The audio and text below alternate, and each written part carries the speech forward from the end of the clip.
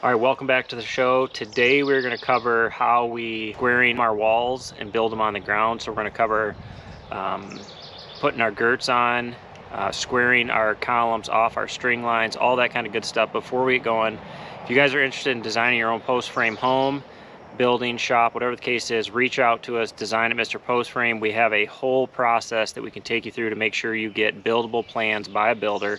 They're turning out awesome. They're really helpful. We got a lot of structural detail in them. Also, we have a self-build group on Patreon. Check that out if you're going to self-build. We cover different self-building topics every month. We do lives. You get to ask us questions. But let's go ahead and jump into the show.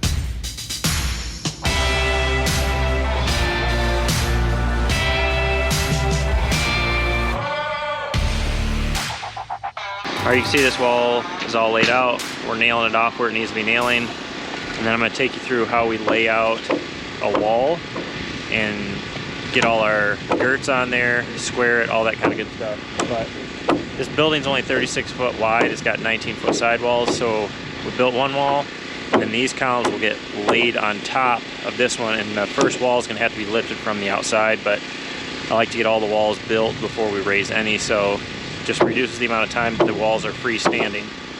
So we're going to go ahead and just get them set in the brackets, and then we'll take you through how we lay it out.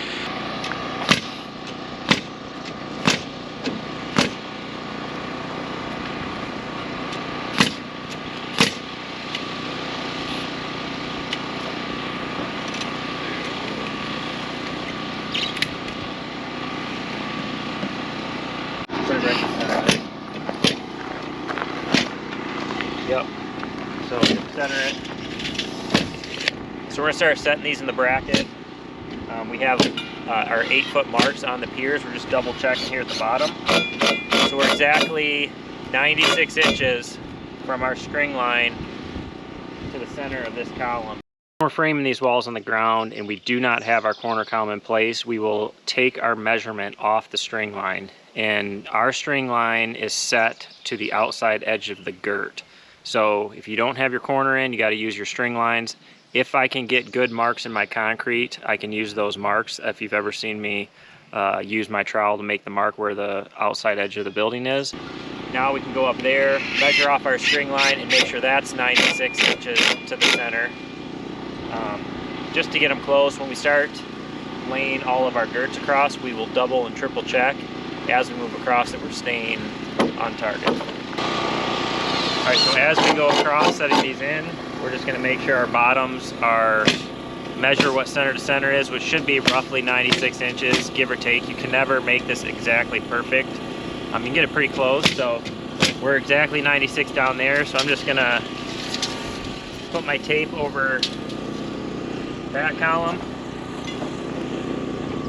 and I'm going to move it to 96.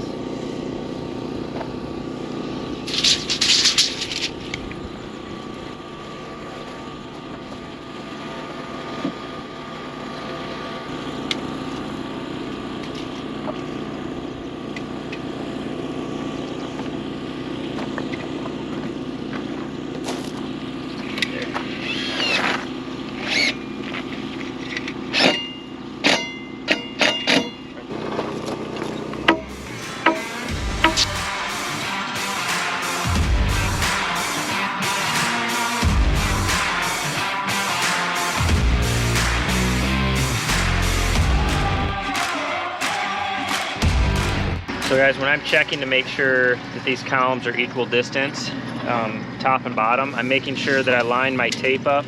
If you can see right here, we have a girt mark. want to make sure I'm lining it up on that. And using the same mark over here, because you see if I'm 3 inches off at an angle, I'm at 95 3/4, and if I come down here where I need to be, I'm 95 7/8. So a little bit of an angle will make a difference in how square you are. So this will be close enough that as we start laying out our girts, we will fine tune this. But we leave our corner columns off, so we'll get this wall stood up, get it as plumb as possible, and then we'll make sure that our corner columns are perfectly plumb, because those are the real important ones. So you're never going to get perfection, but you shoot for the best you can, and then you can fine tune it on your corners.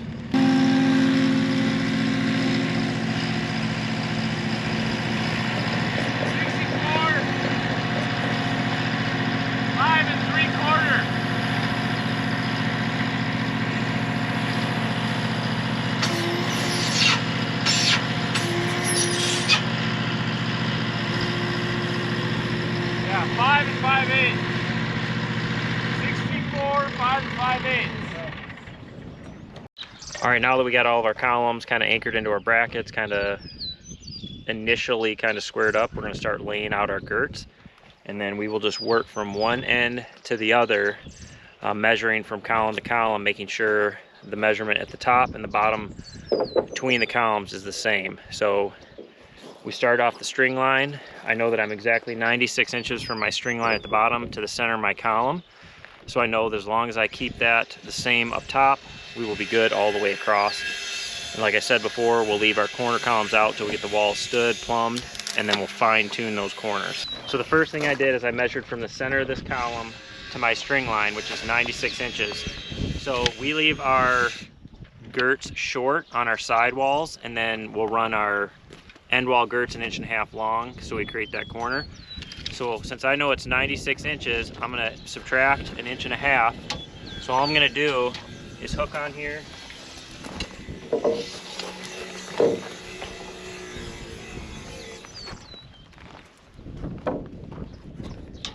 mark 94.5,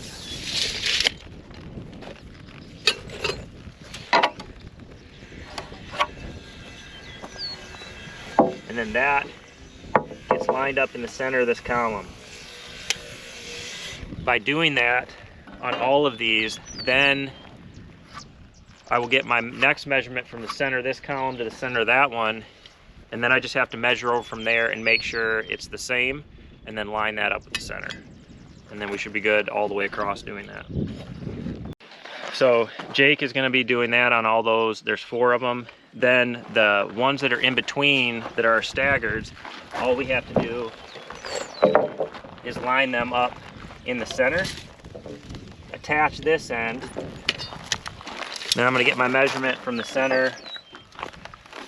You can do this one of 2 ways. You can go center to center, or you can go outside edge to outside edge. It's going to be the same measurement, which is 96 inches. So now I know I can secure this.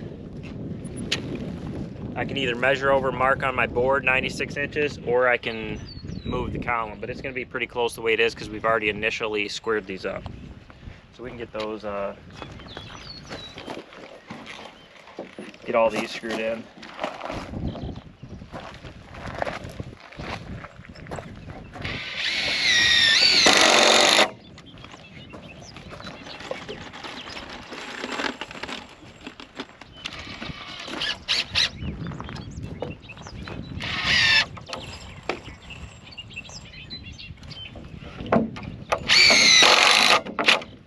So we've initially put a screw in them just to hold them in place. I like to do that. You don't have to. If you're confident, go ahead and nail them. I just like to get them tacked in with a screw, and then we'll go through and nail them all at once.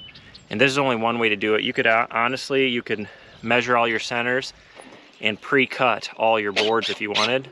But I like just doing it this way, setting my circular saw at 1.5 inches and just zipping it off at my lines.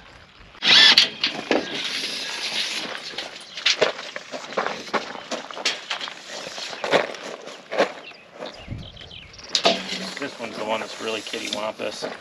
So once we get all those screwed in, we'll have to move this one back and forth where we need it. Jake, you want to go up to the top of this column? Yeah.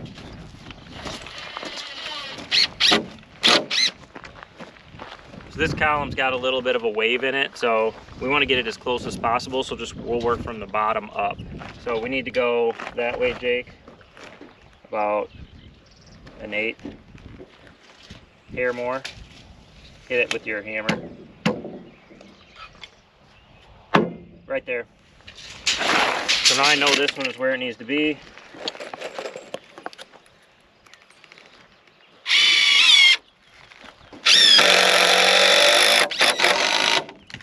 We'll screw that in, and I'll just mark it in the center, and then we'll zip that off.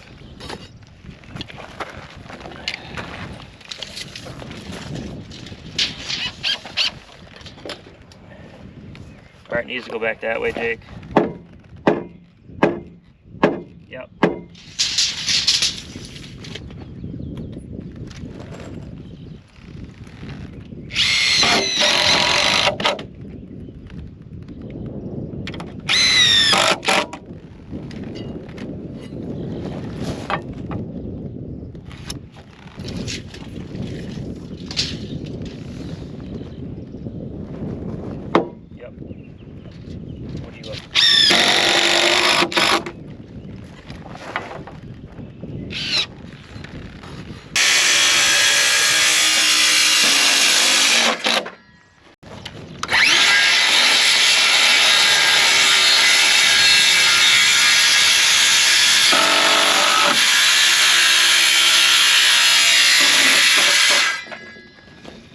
So if you think about this, we've secured these columns together. Now these boards that are long, we can just go ahead and tack them in place where they are, and then on the next end of those, we'll use those to square up with our next column. Here's the 95 7/8.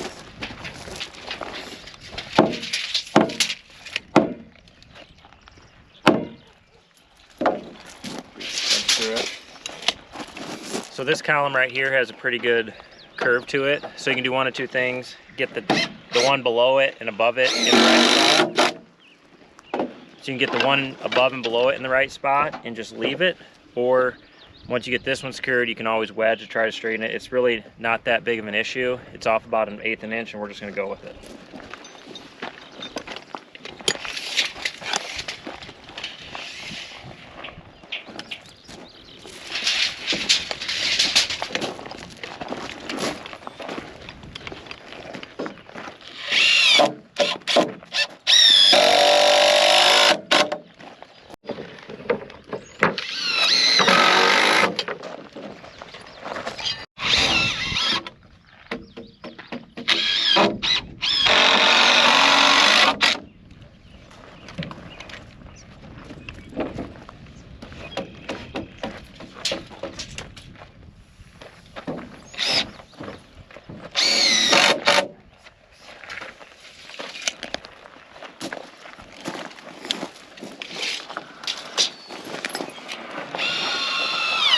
Six 360. Let me get these nail screws away.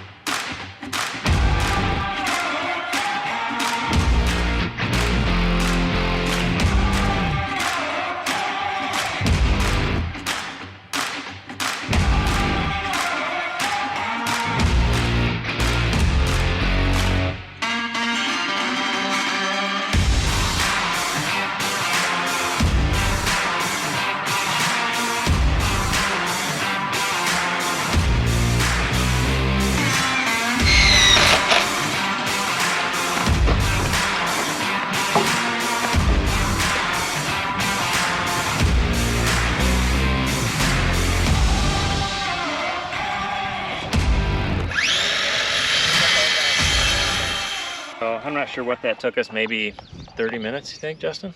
Probably about 30 minutes to get this wall all laid out and temporarily tacked together. Now we're gonna make, I like to make all my boards, so we have these little short ones left. So how I determine how we make those, they should be 94.5 inches. So I'm gonna measure from the center of my second column to my string line, which is 96 inches, and I wanna leave that board 1.5 inches short. So I'm gonna cut them 94.5. So we'll make these 94.5. And then from our center line here, we'll make a mark 94.5 and cut those off, which we've already done. So now we just need to make 4 boards 94.5, pile them up in the corner, and then they're all ready for when the wall goes up. That went fast. So once our entire sidewall is laid out and built, we tack it down with screws, and once it's all good to go and we've measured across the bottom, across the top, we know we're square, we'll go back and nail all of our girts with 30D 4.5 inch ring shank nails. You just have to be mindful of where you're going to be lifting, what sections you're going to be lifting together, so you don't nail the girts that are going to be on a wall that's going to get lifted separately. All right, so that's going to be a wrap on today's video. Thanks for watching. As always, if you haven't hit that subscribe button, hit it, share us with your friends, and we will catch you on the next video.